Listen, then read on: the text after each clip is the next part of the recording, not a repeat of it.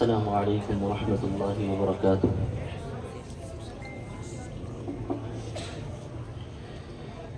بسم اللہ الرحمن الرحیم۔ الحمد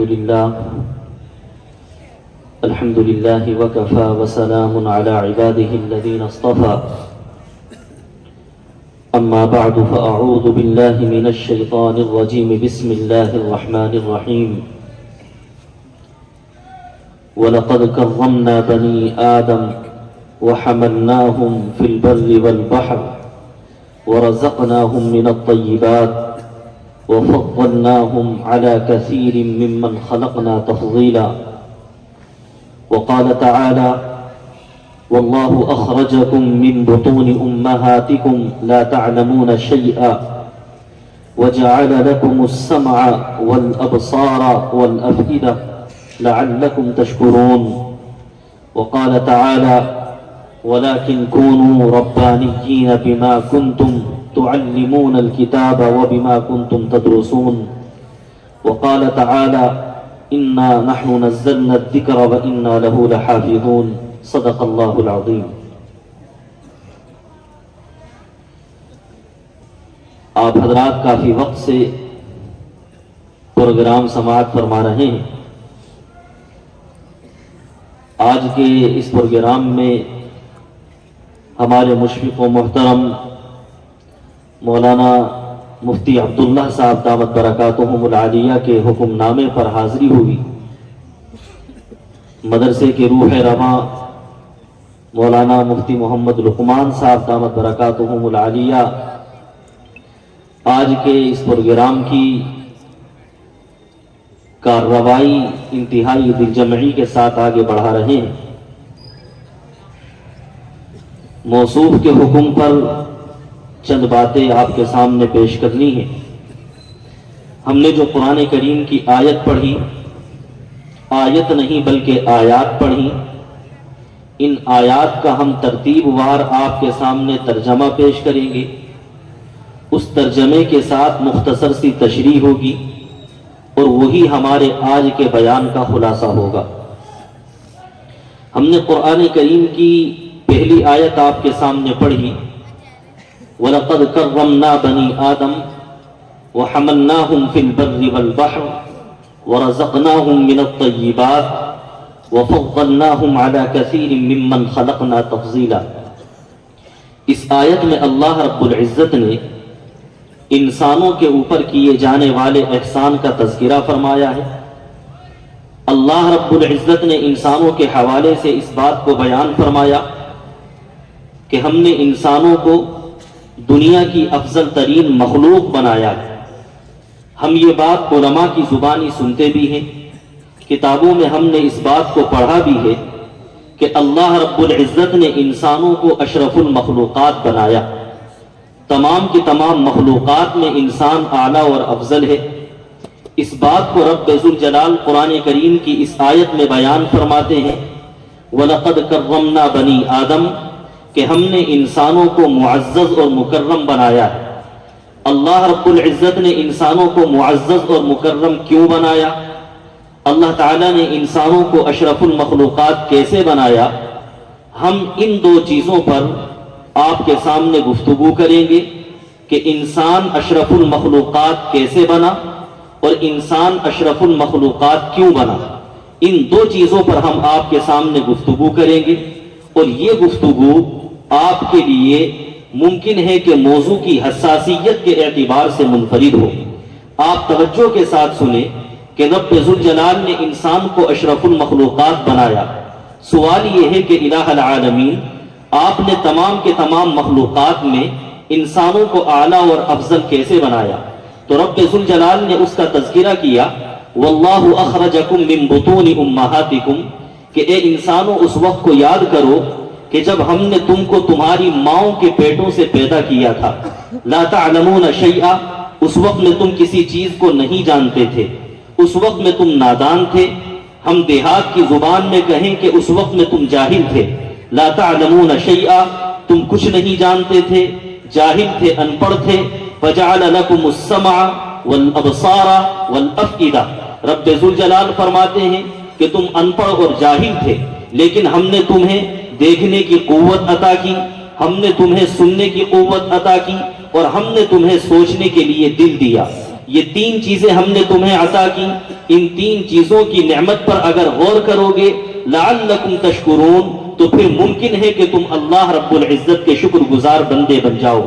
سوال یہ پیدا ہوتا ہے کہ الہ العالمین، آپ نے سننے کی طاقت و قوت انسانوں کو بھی دی ہے اور جانوروں کو بھی دی ہے، آپ نے دیکھنے کی طاقت و قوت انسانوں کو بھی دی ہے اور جانوروں کو بھی دی ہے، دل آپ نے انسانوں کو بھی دیا ہے، جانوروں کو بھی دیا ہے، پھر کیا وجہ ہے کہ جب آپ نے انسانوں کا تذکرہ کیا تو انسانوں کے تذکرے کے بعد آپ بطور خاص یہ کہتے ہیں کہ اے انسانوں، ہم نے تمہیں تمہاری ماؤں کے پیٹوں سے جب نکالا تو اس وقت تم جاہل تھے، لیکن ہم نے تمہیں سننے کے لیے کان دیے، ہم نے دیکھنے کے لیے تمہیں آنکھیں دی، سوچنے کے لیے ہم نے تمہیں دل دیا۔ الہ العالمین، آپ نے تو سننے کے لیے کان، دیکھنے کے لیے آنکھیں اور سوچنے والا دل یہ دوسری مخلوقات کو بھی دیا ہے، جانوروں کو بھی دیا ہے، پھر کیا وجہ ہے کہ آپ نے انسانوں پر اس چیز کا بطور خاص تذکرہ کیا؟ تو رب ذوالجلال کی طرف سے جو جواب آتا ہے آپ ذرا اس جواب کو سنیے گا کہ اللہ رب العزت نے سننے کی طاقت و قوت دوسری مخلوقات کو بھی عطا فرمائی، لیکن جیسے انسانوں کو سننے کی طاقت دی ہے ایسی دوسری مخلوقات کو نہیں دی۔ رب ذوالجلال نے دیکھنے کی طاقت و قوت دوسری مخلوقات کو بھی عطا فرمائی، لیکن جس طریقے سے انسان دیکھتا ہے دوسری مخلوقات اس طریقے سے نہیں دیکھتی۔ رب ذوالجلال نے سوچنے والا دل جانوروں کو بھی عطا فرمایا، لیکن جس طریقے سے انسان سوچتا ہے اس طریقے سے دوسری مخلوقات نہیں سوچتی۔ آپ ذرا اس حقیقت کی دنیا میں قدم رکھیں، آپ کو معلوم ہوگا کہ ہم کانوں سے اس چیز کو سنتے ہیں، وہ چیز سننے کے بعد دل و دماغ میں ہمارے محفوظ ہو جاتی ہے۔ کتنی مرتبہ ایسا ہوتا ہے کہ ایک بندہ ہمارے سامنے موبائل چلا رہا ہوتا ہے، اس موبائل میں کسی نعت خواں کی نعت ہوتی ہے، کسی خطیب کی تقریر ہوتی ہے، کسی قاری کی تلاوت ہوتی ہے، کسی اور کا شاعر کا کلام ہوتا ہے، ہم موبائل کو دیکھ نہیں رہے ہوتے، ہم دوسری طرف منہ کیے بیٹھے ہوتے ہیں، لیکن ہم یہ کہتے ہیں کہ آپ نے فلاں مقرر کی تقریر چلا دی، آپ نے فلاں شاعر کا کلام چلا دیا۔ یہ انسان صرف آواز کو سن کر کے اس آدمی کے چہرے تک پہنچتا کیسے ہے؟ آواز کو سن کر کے اس آدمی کے نام تک پہنچتا کیسے ہے؟ اللہ رب العزت فرماتے ہیں پہنچنے کی وجہ یہ ہے جعل لکم السمع، کہ ہم نے تمہیں سننے کے لیے کان دیے تھے، ان کانوں کے ذریعے تم نے علم حاصل کرنا شروع کیا۔ علم کیسا حاصل ہوا کہ جب بچہ ماں کے پیٹ سے نکلتا ہے جاہل ہوتا ہے، ان پڑھ ہوتا ہے، کسی چیز کو نہیں جانتا، لیکن جب وہ ماں کی آواز کو سنتا ہے تو ماں کی آواز سے اتنا آشنا اور واقف ہو جاتا ہے کہ اگر گھر کے اندر 10 عورتیں بھی موجود ہوں، ہر عورت اس کو بلائے، نام پکارے، اس کو اپنی طرف متوجہ کرے تو بچہ ان کی طرف متوجہ نہیں ہوتا۔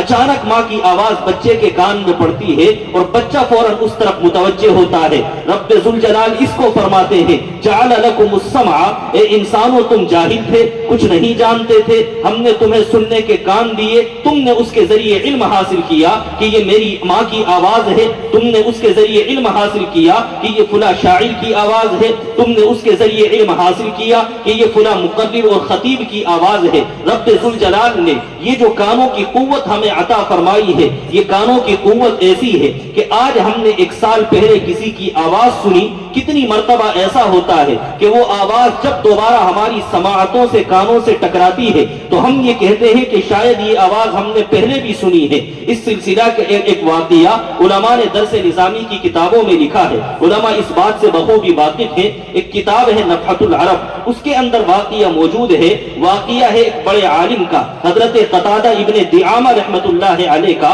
حضرت قتادہ اپنے گھر کے اندر تشریف فرما تھے، ایک بندہ آپ کے گھر کے دروازے پر آیا، آنے کے بعد مانگنے لگا۔ حضرت قتادہ نے اس فقیر کی ضرورت کو پورا کر دیا، مانگنے والا وہاں سے چلا گیا۔ حضرت قتادہ آنکھوں سے نابینا تھے، ان کو نظر نہیں آتا تھا، اندھے تھے۔ حضرت قتادہ گھر میں بیٹھے ہوئے، بعد میں جب آپ کا خادم آیا، آپ نے اپنے خادم سے کہا کہ بیٹا ذرا وہ گلاس لے کر کے آؤ جس گلاس سے ہم پانی پیا کرتے ہیں، وہ خادم آیا، آنے کے بعد کہنے لگا کہ حضرت آپ کا وہ پیالہ اور گلاس تو نظر نہیں آتا۔ حضرت قتادہ فرمانے لگے کہ شاید وہ جو ہمارے گھر پر فقیر آیا تھا، وہ فقیر اس پیالے کو اٹھا کر کے لے کر کے چلا گیا۔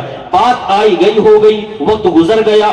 10 سال کے عرصے کے بعد حضرت قتادہ حج کرنے کے لیے تشریف لے گئے مکہ المکرمہ میں۔ حرم مکی کا طواف کرنے کے بعد، خانہ کعبہ کا طواف کرنے کے بعد جب آپ ایک دروازے سے باہر نکلے تو آپ نے دیکھا کہ ایک فقیر وہاں پر اللہ کے نام کی آواز لگا رہا ہے۔ حضرت قتادہ فرمانے لگے کہ پیالے والا چور یہی ہے، کہ جس نے ہمارا پیالہ چرایا تھا وہ یہی شخص ہے۔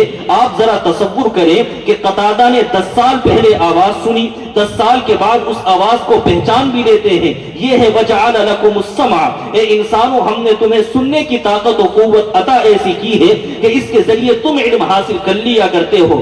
ایک آدمی نابینا ہوتا ہے، اندھا ہوتا ہے، چیزوں کو سننے کے بعد وہ چیزوں کا ادراک کر لیتا ہے اور اس کی حقیقت تک پہنچ جایا کرتا ہے۔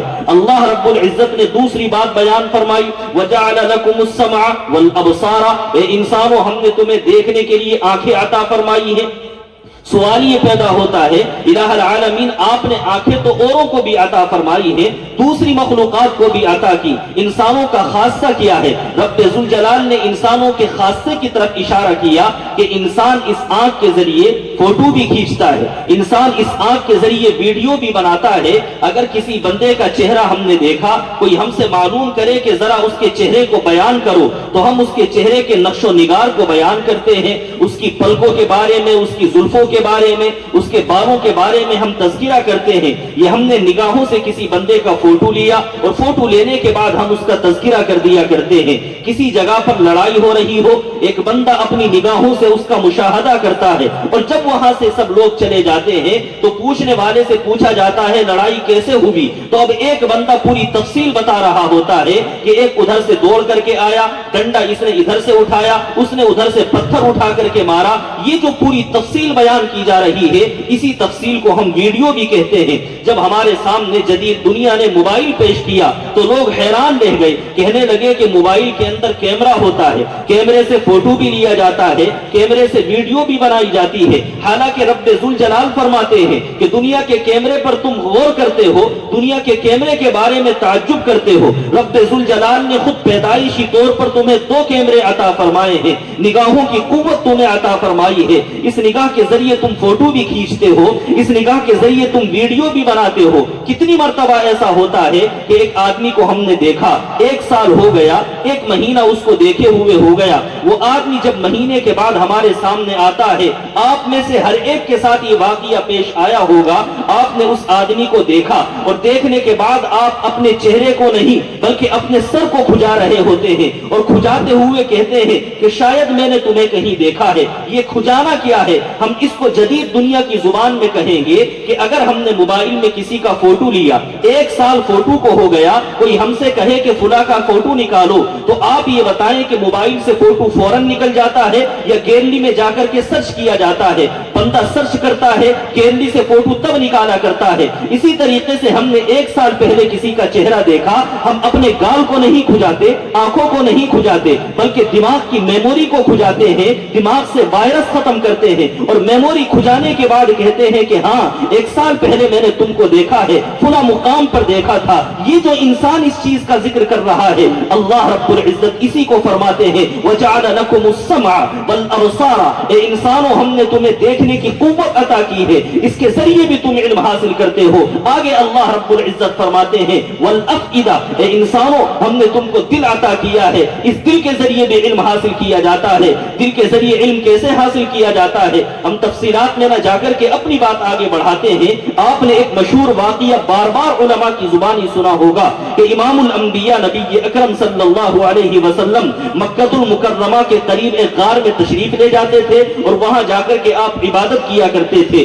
ایک مرتبہ ایسا ہوا کہ شام کا وقت ہو رہا ہے، اچانک ایک فرشتہ آیا اور فرشتے نے آنے کے بعد امام الانبیاء نبی اکرم صلی اللہ علیہ وسلم کو اپنے سینے سے لگا لیا اور بہت تیزی کے ساتھ دبایا اور حضور سے کہا اقرا کہ محمد پڑھو۔ امام الانبیاء نے فرمایا ما انا بقاری، ان کے میں پڑھا ہوا نہیں ہوں۔ سوال یہاں پر یہ پیدا ہوتا ہے کہ جب جبریل علیہ السلام آئے تھے امام الانبیاء کو اللہ رب العزت کا پیغام دینے کے لیے، تو کسی کو پیغام دینے کا طریقہ تو یہ ہوتا ہے کہ جس بندے کے پاس ہم جائیں، جا کر کے کہیں کہ فلاں نے آپ کو پیغام دیا ہے۔ آپ یہ بتائیں کہ ہمارے معاشرے کے اندر کیا ایسا واقعہ ہوتا ہے کہ نہیں ہوتا کہ ایک بندہ ہمارے پاس پیغام دینے کے لیے آتا ہے، کوئی شادی کا پیغام لے کر کے آتا ہے تو آ کر کے کارڈ دے دیا کرتا ہے کہ فلاں نے آپ کے پاس پیغام بھیجا ہے، آ کر کے بتا دیا کرتا ہے کہ فلاں نے آپ کو بلایا ہے۔ کبھی ایسا نہیں ہوتا کہ پیغام لانے والا آئے اور آنے کے بعد فوراً ہمارے سینے سے چمٹ جائے، اس سے پوچھا جائے کہ کیوں چمٹے تو وہ کہتا ہے کہ فلاں نے آپ کے پاس پیغام بھیجا ہے۔ ایسا کبھی نہیں ہوتا، لیکن یہاں عجیب و غریب واقعہ پیش آیا ہے کہ حضرت جبریل علیہ السلام آئے اللہ رب العزت کا پیغام لے کر کے۔ جبریل کو چاہیے تھا کہ امام الانبیاء سے کہہ دیتے کہ اللہ رب العزت نے آپ کو نبی بنایا ہے، رب ذوالجلال نے اقرأ بسم ربک الذی خلق خلق الانسان من علق یہ آیتیں آپ پر اتاری ہیں۔ جبریل آپ کے سامنے ادب کے ساتھ آ کر کے بیٹھتے اور امام الانبیاء کو کہہ دیتے کہ رب ذوالجلال کی طرف سے یہ وحی آئی ہے، اللہ رب العزت کی طرف سے یہ پیغام آیا ہے، لیکن جبریل ان میں سے کچھ بھی نہیں کرتے۔ حضرت جبریل علیہ السلام آتے ہیں، امام الانبیاء کو پکڑتے ہیں اور ان کے سینے سے اپنے سینے کو لگاتے ہیں۔ یہ سینے سے سینہ کیوں لگایا جا رہا ہے؟ رب ذوالجلال اسی کو بیان فرماتا ہے نزل به الروح الامین علی قلبک لتکون من المنذرین کہ جبریل علیہ السلام اللہ رب العزت کا یہ قرآن لے کر کے آئے ہیں، اور یہ قرآن جبریل نے اپنے سینے کو نبی کے سینے سے ملا کر کے بتا دیا کہ علم حاصل کرنے کا ذریعہ انسان کا سینہ ہوا کرتا ہے۔ رب ذوالجلال اسی کو کہتا ہے وجعل لکم السمع والابصار والافئدہ کہ ہم نے تمہیں سننے کے لیے کان دیے، دیکھنے کے لیے آنکھیں دی، سوچنے کے لیے دل دیا۔ یہ تینوں چیزیں علم والی ہیں، ان چیزوں کو اگر صحیح استعمال کرو گے لعلکم تشکرون تو تمہیں رب ذوالجلال کا انعام یاد آئے گا اور پھر تم اس کے اوپر اللہ رب العزت کے شکر گزار بندے بن جاؤ گے۔ اللہ رب العزت نے یہ تین علم کی چیزیں انسانوں کو عطا فرما کے انسانوں کو علم کی یونیورسٹی بنا دیا ہے۔ اسی کو قرآن کہتا ہے وَلَقَدْ كَرَّمْنَا بَنِي آدم کہ ہم نے انسانوں کو معزز اور مکرم بنایا۔ آگے اللہ تعالیٰ فرماتے ہیں وَلَقَدْ كَرَّمْنَا بَنِي آدم الہ العالمین آپ نے انسانوں کو معزز اور مکرم بنایا۔ اللہ سے سوال ہے کہ آپ نے انسانوں کو اشرف المخلوقات بنایا، الہ العالمین اس کی دلیل کیا ہے؟ رب ذوالجلال آگے بیان فرماتے ہیں وَحَمَلْنَاهُمْ فِي الْبَرِّ وَالْبَحْرِ کہ دیکھو انسانوں کے معزز اور مکرم ہونے کی دلیل یہ ہے کہ خشکی کے تمام راستے انسانوں کے لیے آسان کر دیے گئے، دریا کے تمام راستے انسانوں کے لیے آسان کر دیے گئے۔ اللہ رب العزت فرماتے ہیں وَرَزَقْنَاهُمْ مِنَ الطَّيِّبَاتِ انسانوں کو اعلیٰ قسم کا پاکیزہ رزق ہم نے عطا فرمایا۔ وَفَضَّلْنَاهُمْ عَلَى كَثِيرٍ مِّمَّنْ خَلَقْنَا تَفْضِيلًا اللہ رب العزت فرماتے ہیں کہ مخلوقات پر انسانوں کو ہم نے فضیلت عطا فرمائی ہے۔ اب اللہ رب العزت نے انسانوں کو تمام کی تمام مخلوقات سے اعلیٰ اور افضل بنا دیا۔ اللہ رب العزت نے جب اعلیٰ اور افضل بنایا، سوال یہ ہے کہ اس افضلیت کی دلیل کیا ہے؟ اللہ رب العزت نے انسانوں کو اعلیٰ اور افضل کیوں بنایا؟ آپ اگر کسی ڈاکٹر سے جا کر کے پوچھیں وہ آپ کو کہے گا کہ انسان کی افضلیت کی وجہ اس کی ڈاکٹری ہے۔ آپ اگر کسی قانون داں سے جا کر کے پوچھیں وہ آپ کو کہے گا انسان کی افضلیت کی وجہ اس کی عقل ہے۔ آپ اگر کسی کسان سے جا کر کے پوچھیں وہ کہے گا انسان کی افضلیت کی وجہ یہ ہے کہ زمین سے غلہ نکال لیا کرتا ہے۔ آپ اگر علماء سے آ کر کے پوچھیں یہ بتائیں گے کہ انسان کے افضل ہونے کی وجہ انسان کا علم ہوا کرتا ہے۔ کسی فلسفی سے جا کر کے پوچھے، کسی سائنسداں سے جا کر کے پوچھے وہ کہے گا کہ انسان کے افضل ہونے کی وجہ انسان کی عقل ہے۔ بعض لوگ کہیں گے کہ انسان کے افضل ہونے کی وجہ انسان کی کاریگری ہے کہ انسان نے جہاز بنا دیے ہیں، ٹرینیں بنا دی ہیں، اس طرح کی کسی دوسری مخلوق نے چیزوں کو ایجاد نہیں کیا لہذا انسان افضل اس لیے کہ اس کی کاریگری سب سے افضل۔ علماء کہیں گے انسان افضل اس لیے کہ انسان علم والا ہے، عقلا کہیں گے انسان افضل اس لیے کہ انسان عقل والا ہے۔ لیکن اگر آپ حقیقت کی دنیا میں قدم رکھیں آپ کو معلوم ہوگا رب ذوالجلال نے انسان کو اعلیٰ اور افضل تو بنایا ہے، لیکن افضلیت کی وجہ انسان کا علم بھی نہیں ہے، انسان کی افضلیت کی وجہ انسان کی عقل بھی نہیں ہے، انسان کی افضلیت کی وجہ انسان کی کاریگری بھی نہیں ہے۔ اگر کوئی بندہ یہ کہے کہ انسان اعلیٰ اور افضل اس لیے ہے کہ انسان نے ایجادات کی ہے، جدید ٹیکنالوجی دنیا کے سامنے لایا ہے، وہ جہاز لے کر کے آیا، ٹرینیں انسان نے بنائی ہے، اگر کوئی انسان اس بات کو کہے تو ہم بڑی آسانی سے اس سے سوال کر سکتے ہیں کہ ہمارا آپ سے سوال یہ ہے کہ اگر آج کا انسان جہاز بناتا ہے، آج سے 500 سال پہلے انسان نے جہاز نہیں بنایا تو کیا وہ انسان اعلیٰ اور افضل نہیں تھا؟ حالانکہ آج سے 500 سال پہلے والا انسان بھی اعلیٰ اور افضل تھا، آج کا انسان بھی اعلیٰ اور افضل ہے۔ اگر آپ کہیں انسان کی افضلیت کی وجہ ٹرین بنانا ہے، کاریگری کرنا ہے، جدید ٹیکنالوجی لانا ہے، مائک کی طاقت اور موبائل کی قوت لے کر کے آنا ہے، ہم کہیں گے کہ جن لوگوں نے مائک اور موبائل نہیں بنایا کہ وہ اعلیٰ اور افضل نہیں ہے؟ ہر انسان کہے گا کہ وہ بھی اعلیٰ اور افضل، ہمارے آباء و اجداد بھی اعلیٰ اور افضل، آج سے 1000 سال پہلے کے انسان بھی اعلیٰ اور افضل۔ تو ظاہر ہے کہ جب وہ تمام کے تمام انسان اعلیٰ اور افضل تھے تو انسان کی افضلیت کی وجہ انسان کی کاریگری نہیں ہو سکتی، انسان کی ایجادات نہیں ہو سکتی، بلکہ ہم قدم آگے بڑھا کر کے کہیں کہ اگر انسان کی کاریگری انسان کی افضلیت کی وجہ بنتی تو پھر آپ دیکھیں کہ رب ذوالجلال نے کچھ ایسے پرندے بھی بنائے ہیں جو درختوں کے اوپر ایک عجیب و غریب قسم کا گھونسلہ بناتے ہیں، جو ہواؤں سے بھی متاثر نہیں ہوتا، سردی اور گرمی سے بھی متاثر نہیں ہوتا۔ آپ نے ایک گھونسلہ دیکھا ہوگا کہ ایک چھوٹا سا پرندہ گھونسلہ بناتا ہے، اس کے جانے کا راستہ اور ہوتا ہے، نکلنے کا راستہ اور ہوتا ہے، بچوں کو پالنے کا راستہ اور ہوتا ہے۔ سانپ اگر اس کے گھونسلے میں گھسنا چاہے تو اس پرندے کے گھونسلے میں سانپ نہیں گھس سکتا۔ رب ذوالجلال نے یہ کاریگری پرندوں کو بھی عطا کی ہے، انسانوں کو بھی عطا کی ہے، تو اگر کاریگری کی وجہ سے انسان افضل تو پھر پرندے بھی افضل ہونے چاہیے۔ رب ذوالجلال نے مکڑی کو عجیب و غریب قوت دی ہے، وہ اپنے گھر بناتی ہے، گھر سے پہلے ایک جالے کو تیار کرتی ہے، اس جالے کے اندر کوئی مکھی آتی ہے وہ گرفتار کر لی جاتی ہے، تو رب ذوالجلال نے اس انداز کی کاریگری اللہ تعالیٰ نے مکڑی کو عطا فرمائی ہے۔ اگر کاریگری انسان کی افضلیت کی وجہ ہوتی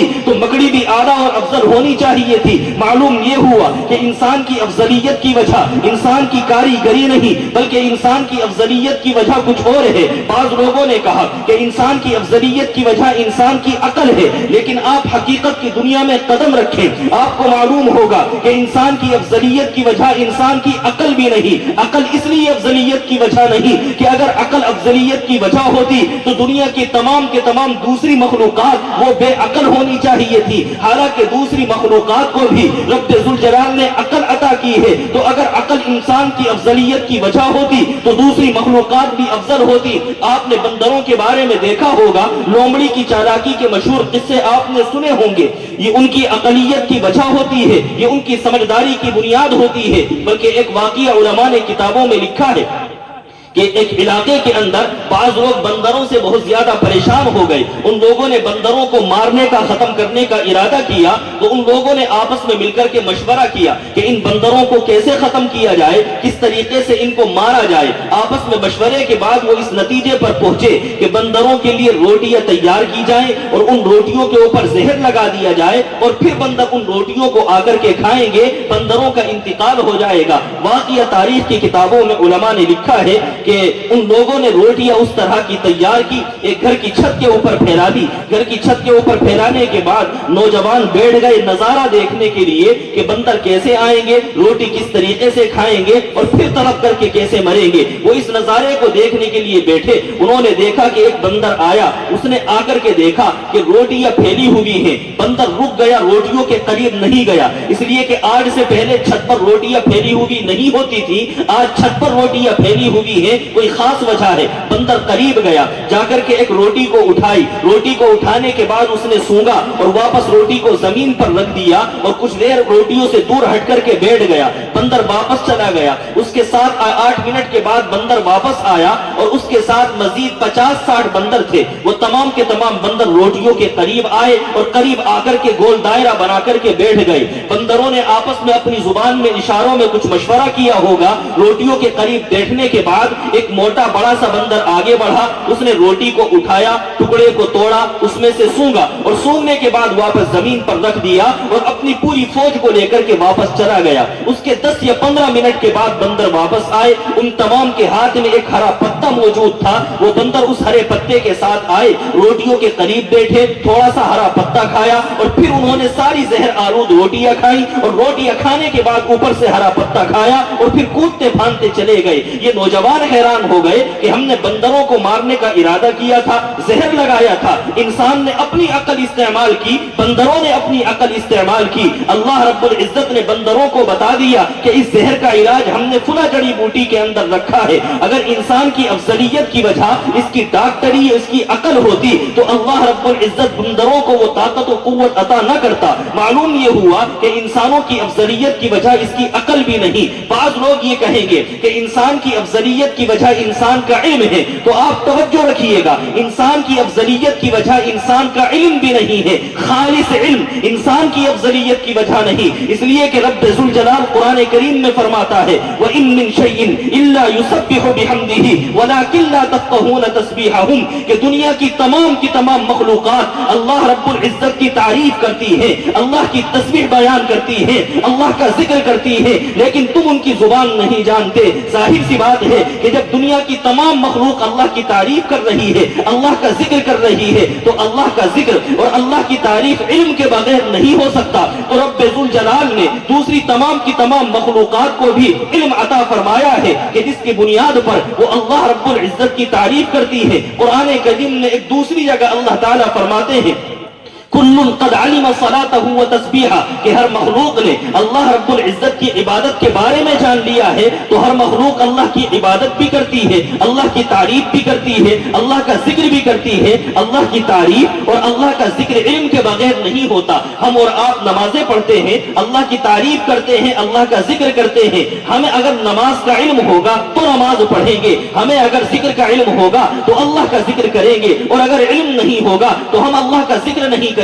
گے. رب ذوالجلال فرماتے ہیں کہ تمام کی تمام مخلوقات اللہ رب العزت کی تعریف کرتی ہے, تو تمام مخلوقات اللہ کی تعریف کرتی ہے. یہ دلیل اس بات کی ہے کہ تمام کی تمام مخلوقات کو رب ذوالجلال نے علم عطا فرمایا ہے. علماء میں ایک بڑے عالم گزرے ہیں, مفسر ابن جریر طبری علیہ الرحمہ, انہوں نے اپنی تفسیر کے اندر لکھا کہ یہ جو تم آسمانوں پر پرندہ اڑتا ہوا دیکھتے ہو, وہ ایک پرندہ تیتر ہوتا ہے, وہ جو بولتا ہے اس کی جو آواز نکلتی ہے, اس آواز میں جانتے بھی ہو کیا کہتا ہے؟ تیتر اپنی آواز میں کہتا ہے کما تدین تدان, کہ جیسا کرو گے ویسا بھرو گے. ایک بڑے عالم گزرے ہیں علامہ کمال الدین تمیری علیہ الرحمہ, انہوں نے کتاب لکھی ہے حیات الحیوان. حیات الحیوان میں انہوں نے نقل کیا کہ چیل اللہ رب العزت کی تعریف میں کیا کہتی ہے, کوا اللہ کی تعریف میں کیا کہتا ہے, سانپ اپنی زبان میں کیا کہتا ہے. تو یہ جتنی بھی اللہ رب العزت نے مخلوقات پیدا کی ہے, یہ اللہ رب العزت کی تعریف کرتی ہے. اور ظاہر ہے کہ تعریف علم کے بغیر نہیں ہوتی, تو اللہ رب العزت نے دوسری تمام مخلوقات کو بھی علم دیا ہے, انسانوں کو بھی علم دیا ہے. تو اگر انسان کی افضلیت کی وجہ انسان کا علم ہوتا تو اللہ رب العزت دوسری مخلوقات کو بھی افضل بنا دیتا. معلوم یہ ہوا کہ انسان کی افضلیت کی وجہ انسان کی کاریگری بھی نہیں, انسان کی افضلیت کی وجہ انسان کی عقل بھی نہیں, انسان کی افضلیت کی وجہ انسان کا علم بھی نہیں. تو پھر سوال یہ ہے الہ العالمین انسان کی افضلیت کی وجہ کیا ہے؟ رب ذوالجلال قرآن میں کہتا ہے وَلَكِنْ كُونُوا رَبَّانِيِّينَ بِمَا كُنْتُمْ تُعَلِّمُونَ الْكِتَابَ وَبِمَا كُنْتُمْ تَدْرُسُونَ. ارے انسانوں کی افضلیت کی وجہ یہ ہے کہ انسان علم جو حاصل کرتا ہے اس کو سیکھتا بھی ہے, سکھاتا بھی ہے. خالی علم انسان کی افضلیت کی وجہ نہیں, بلکہ علم کا سیکھنا اور سکھانا یہ انسان کی افضلیت کی وجہ ہے. تعلیم کا دینا اور لینا یہ انسان کی افضلیت کی وجہ ہے. ہمارا اور آپ کا عقیدہ یہ ہے کہ رب ذوالجلال نے امام الانبیاء جناب محمد الرسول اللہ صلی اللہ علیہ وسلم کو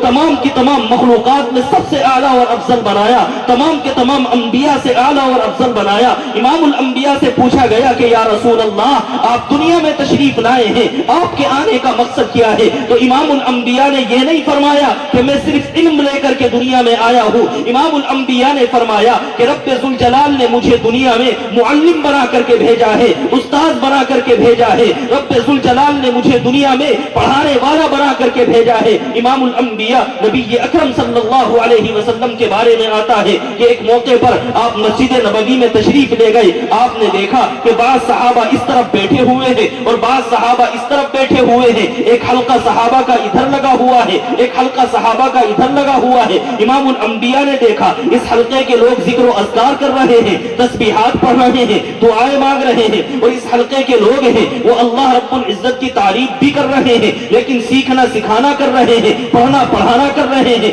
امام الانبیاء نے دونوں حلقوں کو دیکھا اور آپ نے فرمایا کل علی خیر، یہ لوگ بھی ٹھیک کر رہے ہیں، یہ لوگ بھی ٹھیک کر رہے ہیں۔ امام الانبیاء سے پوچھا گیا یا رسول اللہ آپ ذکر و اذکار والوں کے پاس جائیں گے یا پڑھنے پڑھانے والوں کے پاس جائیں گے؟ امام الانبیاء پڑھنے پڑھانے والوں کی طرف بڑھے، ان کے حلقے میں جا کر کے بیٹھے اور آپ نے فرمایا انما بعثت معلما، کہ رب ذوالجلال نے مجھے معلم بنا کر کے بھیجا ہے، اللہ رب العزت نے مجھے استاد بنا کر کے بھیجا ہے۔ اور امام الانبیاء اس حلقے کے اندر تشریف رکھتے ہیں۔ امام الانبیاء کا صحابہ کی اس جماعت میں بیٹھ جانا یہ اشارہ دیتا ہے کہ اللہ رب العزت نے امام الانبیاء کو جس مشن کے لیے بھیجا تھا وہ مشن پڑھنا اور پڑھانا تھا، وہ مشن سیکھنا اور سکھانا تھا، وہ مشن تعلیم لینا اور تعلیم دینا تھا۔ امام الانبیاء نے تعلیم لی ہے رب ذوالجلال سے، جبریل آتے ہیں امام الانبیاء کو پڑھاتے ہیں، امام الانبیاء صحابہ کو پڑھاتے ہیں، صحابہ نے تابعین کو پڑھایا ہے، یہ امام الانبیاء کی وراثت ہے۔ اگر اس پڑھنے پڑھانے کو ہم اپنی عملی زندگی کا حصہ بناتے ہیں تو رب ذوالجلال پھر ہمیں اشرف مخلوقات کے اندر شمار کرے گا۔ ورنہ اگر کوئی انسان علم و عمل سے دور ہے، پڑھنے پڑھانے سے دور ہے، سیکھنے سکھانے سے دور ہے تو اس کی افضلیت کی کوئی گارنٹی نہیں لی جا سکتی ہے۔ اللہ رب العزت نے حضرت آدم علیہ السلام کو پیدا فرمایا۔ آپ نے بڑا مشہور واقعہ سنا ہوگا، حضرت آدم علیہ السلام کا جب پتلا بنایا گیا اللہ رب العزت نے روح ڈالی، حضرت آدم علیہ السلام کے بارے میں آتا ہے اللہ رب العزت نے حضرت آدم کو بھی بٹھایا، فرشتوں کو بھی بٹھایا، فرشتوں کو رب ذوالجلال نے کچھ چیزیں سکھائی ہیں اور پھر فرشتوں سے کہا گیا کہ فرشتوں بتاؤ جو میں نے تمہیں سکھایا ہے وہ میرے سامنے بیان کرو، انبئونی باسماء ہؤلاء ان کنتم صادقین۔ فرشتوں نے کہا الہ العالمین جو آپ نے ہمیں سکھایا ہے وہ ہم آپ کے سامنے بیان کرنے سے قاصر ہیں۔ رب ذوالجلال نے پھر وہ چیزیں حضرت آدم علیہ السلام کو سکھائی اور فرمایا کہ انبئہم، اے آدم ذرا ان چیزوں کو بیان کرو۔ حضرت آدم علیہ السلام نے وہ تمام کی تمام چیزیں بیان کر دی۔ حضرت آدم کا بیان کرنا تھا، رب ذوالجلال نے فرشتوں سے کہا کہ آدم کو سجدہ کرو۔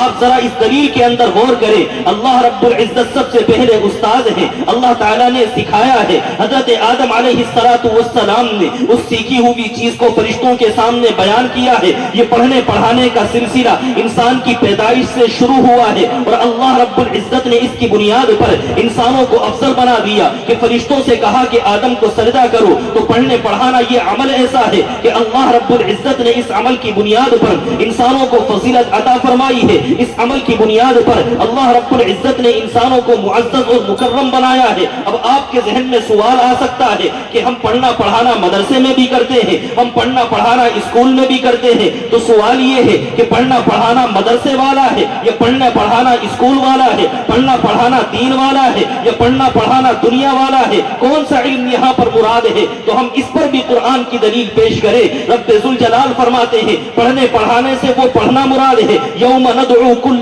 اناس بامامہم، کہ جب قیامت کے دن ہم پڑھنے والے طالب علم کو اس کے استاذ کے ساتھ بلائیں گے، فمن اوتی کتابہ بیمینہ فاولئک یقرؤون کتابہم، تو نامہ اعمال اگر دائیں ہاتھ میں دیا جائے گا تو پھر کہا جائے گا کہ اس نامہ اعمال کو پڑھو۔ تو اب سوال یہ ہے کہ کون سا پڑھنا پڑھانا ہے کہ جس کی بنیاد پر دائیں ہاتھ میں نامہ اعمال دیا جائے گا؟ وہ پڑھنا پڑھانا دنیا کا علم نہیں ہے بلکہ وہ دین کا علم ہے۔ جب وہ دین کا علم اللہ رب العزت کے یہاں مقبولیت کی دلیل ہے، سیدھے ہاتھ میں نامہ اعمال دیے جانے کی دلیل ہے، تو پھر ہمیں کہنے کی اجازت ہونی چاہیے کہ یہ پڑھنا پڑھانا جو دین کا پڑھنا پڑھانا ہے یہ امام الانبیاء کا لایا ہوا مشن ہے، یہ امام الانبیاء کا مقصد ہے۔ آج اگر کوئی بندہ قرآن کی تعلیم کی بات کرتا ہے، آج اگر کوئی بندہ قرآن کے پڑھنے پڑھانے کی بات کرتا ہے، آج اگر کوئی بندہ قرآن کی تعلیم کی آواز اٹھاتا ہے، خدا کی قسم وہ امام الانبیاء کے مشن کی بات کرتا ہے۔